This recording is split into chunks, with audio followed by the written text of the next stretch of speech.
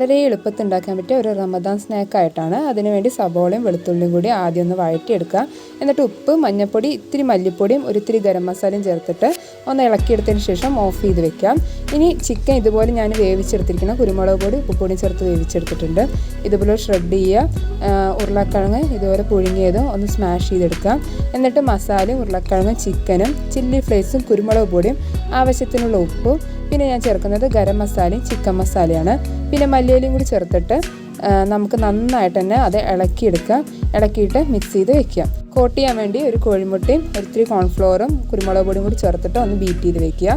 എന്നിട്ട് ഇതുപോലെ ഉള്ളിൽ മയോണൈസ് വെച്ചിട്ട് ഇങ്ങനെ നമ്മളുടെ ആ ഒരു മിക്സ് ഇല്ലേ, ആ മിക്സ് ഇതുപോലെ ഒന്ന് ഉരുട്ടി കൊടുത്താൽ മതിയാവും.